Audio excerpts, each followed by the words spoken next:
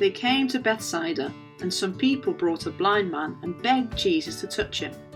He took the blind man by the hand and led him outside the village. When he had spit on the man's eyes and put his hands on him, Jesus asked, "Can you see anything?" He looked up and said, "I see people. They look like trees walking around." Once more, Jesus put his hands on the man's eyes. Then his eyes were opened, his sight was restored, and he saw everything clearly. Jesus sent him home, saying, "Don't go into the village." Jesus and his disciples went on to the villages around Caesarea Philippi.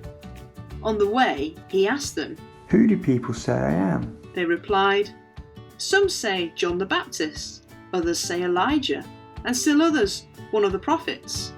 "But what about you?" he asked. "Who do you say I am?" Peter answered, "You are the Christ." Jesus warned them not to tell anyone about him. Hello, I hope you're all having fun. So how well can you see?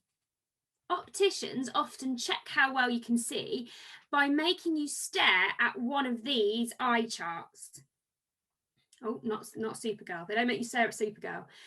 Give me a wave if you've ever had to do that. If you've ever had to look at one of these eye charts.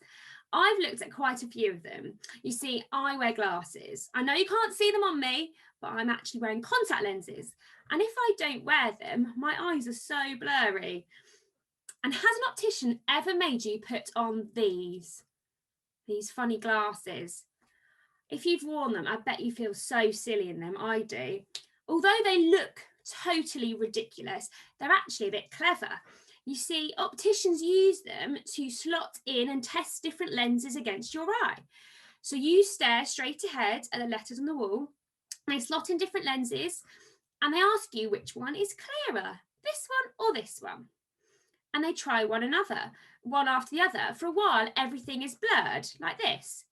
Everything is foggy, everything is really unclear, but then, ping!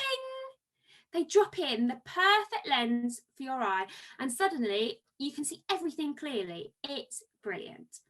Well, the two men in our story today needed much more help than these glasses for them to see clearly. They needed Jesus. So, firstly, Jesus opened a blind man's eyes. Now, I might not have always been able to see things perfectly clearly, but I have always been able to see. Sadly, this was not the case for the first man in our story. He's completely blind.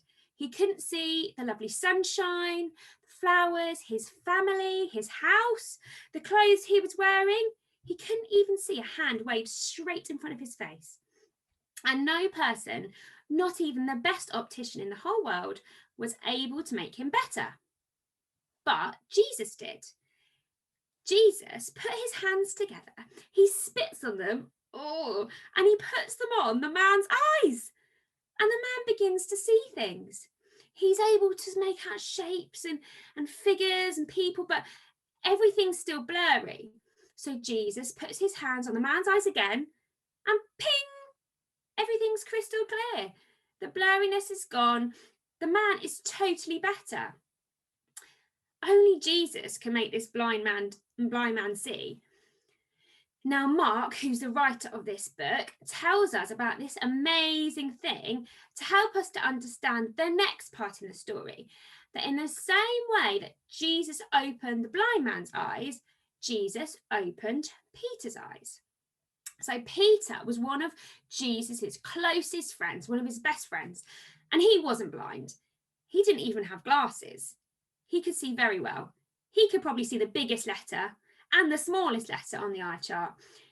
He could see the flowers and the sunshine, and he definitely would have been able to see a hand being waved right in front of his face.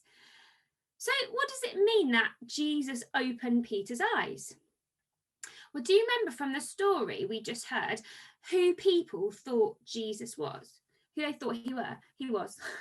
Some thought that Jesus was John the Baptist, which is a bit of a rubbish idea, as John the Baptist had recently died and his head had been chopped off. Some people thought that Jesus was Elijah, who was a guy who'd been around about 1,000 years before. Come on, guys. And still others thought that Jesus was just one of the prophets, which is just one of God's messengers. Not all that special, really. Were they serious? Mark wants us to see that the people back in Jesus' day were blind like the blind man. Their eyes might have been okay, but their brains just couldn't see who Jesus really was. Their understanding of Jesus was all blurry and unclear like the eye chart. And the same is true today. Many people are blind to Jesus. They don't understand who he is. They have blurry and unclear ideas of who he is. They might think Jesus is just a good teacher, just a good guy, a magician, just a wise man. And maybe we think that too. Peter did.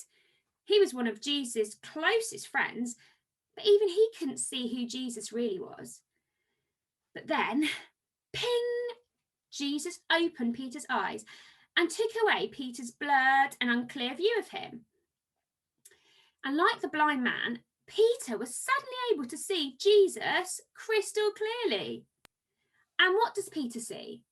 He sees Jesus' secret identity, that Jesus is the Christ, God's promised rescuing king, the one everyone was waiting for, the king of the universe.